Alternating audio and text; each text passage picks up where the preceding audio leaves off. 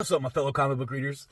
I finally finished the last of my stack today. I saved the best for last. DC really killed it this week, man.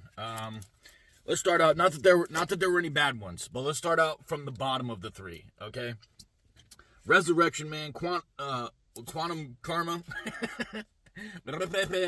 It's the mullet, dude. I can't speak when I have the mullet on.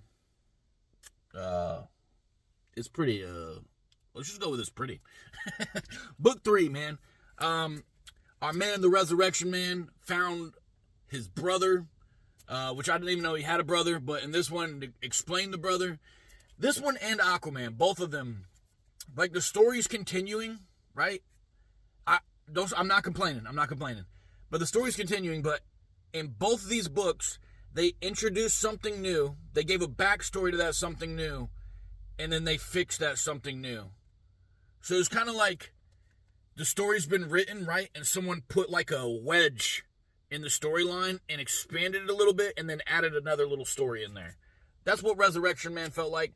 I really liked it. It's a good addition. Resurrection Man, there's some times where I don't really know what the hell's going on, but it just feels poetic. I'll go back and reread the page and I'm like, oh, that was beautiful. But I don't know how it fits into the story. But I'm liking it. It's not for everybody. I can understand that, but I'm appreciating it. Aquaman, number 6. They introduced undead gods. They found a fix for it, and they solved it. And now they're moving on to the next. Well, they're continuing on to what's already been established as the end goal for this, portion of it. But I really like this. Aquaman, continues to win battles he shouldn't be winning, and he has a good supporting cast. I really like that they have Nemo in here. If you didn't know, now you know. But I just think it's cool adding a little bit of like history into a plot line. I'm still really liking Aquaman. And then the best. Like I said, Aquaman has been my favorite ongoing. Absolute Batman is crazy, right? I said this before on somebody else's post. I said it yesterday. The reason Batman... Ooh, almost messed up my perm right there. Sorry, guys. Absolute Batman is... Batman in general. Batman is big, not because of what Batman does, but because the villains that are written in the Batman story. And this book is no exception. Bane is freaking crazy in this. And Bane, he's not even juiced up. He's just whooping Batman's ass, and Batman's like, oh, you got to use that juice. And he's like, I haven't even started yet. But it left it on kind of a cliffhanger. Batman might be getting...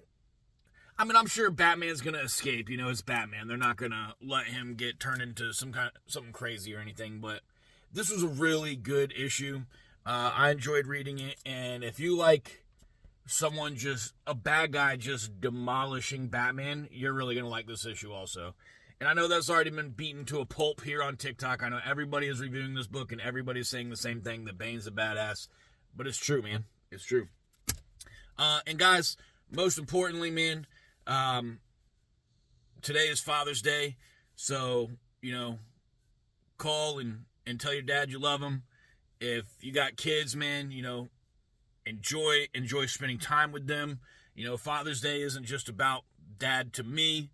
It's about enjoying time with your kids. I don't really ever expect anything from my kids or anybody, but I do use Father's Day as a guilt trip to make my kids watch a movie that they wouldn't normally watch with me. So that's what I'm going to do today.